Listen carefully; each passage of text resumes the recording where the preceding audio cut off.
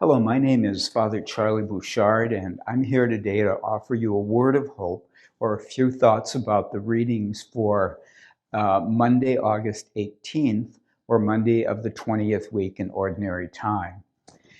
The two readings that we have today, the first one from the Hebrew Scriptures, the book of Judges, and the second one from the Gospels, offer a kind of disappointing picture of human nature.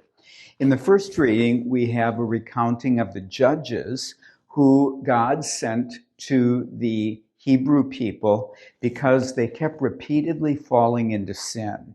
And he tried punishing them, but then sent these judges one after another. And as long as there was a judge, an authority figure to kind of keep them in line, they did okay. But as the reading tells us, the moment that judge died, then they went right back to their idolatry and the other things that they were doing. And this shows, as I said, a pretty disappointing picture of human nature because we just keep doing the same bad things over and over again. I know that I've had the experience of going to confession, and I think to myself, every time I confess the same things, I'd like to say, well, I confessed this last time, and now I'm over it. But it doesn't work that way. Our habits of sin, which are really kind of addictions to sin, are very difficult to overcome, as we can see from the story of these judges who all tried and eventually failed to bring the Israelites, the Hebrews, to obedience to God and to break their habits of sin. Now, the gospel gives us a little bit more optimistic picture. We see this young man who approaches Jesus and wants to know, well, what are the rules here? What do I need to do to be saved? And Jesus says to him, follow the 10 Commandments, basically. And the young man says, I have done all of this. Now, that's definitely an improvement over the first reading, where the people definitely failed even to do the basics, to follow the law. And they needed the judges to come and keep pushing them back into the life of virtue. But there is a hopeful note on this because Jesus says to him, all right, at least you've kept all the commandments. That's not bad. But there is one other thing you need to do.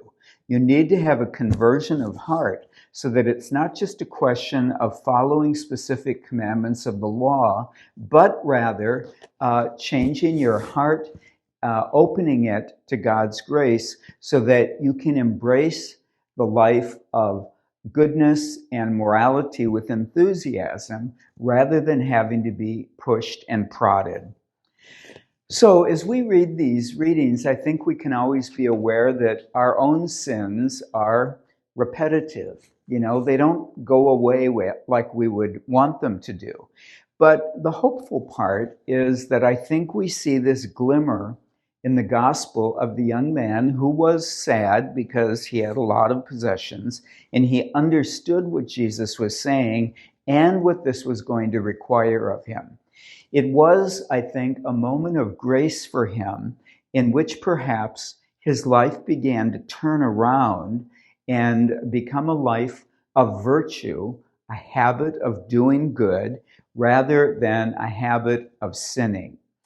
And I think that's exactly what God's grace does for all of us. It works gradually in our lives. Most of us are not transformed overnight. We have to go through a process of growing in discipleship and love of God, and gradually we get to the point where we can say, all right, there was a time in my life when I needed these constant encouragements or restraints of the law, but now I'm beginning to feel what God requires of me, and I'm willing to embrace that and to live it. So let's look today, hopefully, upon the example of the young man.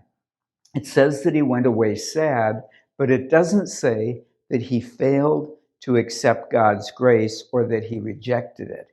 And even though some people say, well, the young man went away sad, and that's because he simply didn't get what Jesus was saying or didn't feel he could do it, I'd rather like to say that he did understand and he did get it. And I think that's the constant effort that we have to make as well. We have to acknowledge the habits of sin in our own lives, but also, even more importantly, believe that God's grace is stronger than that, and that whatever our habitual or recurring sins might be, the Lord is able to gradually lead us away from them and to replace those sins with acts of charity and love and especially trust in God.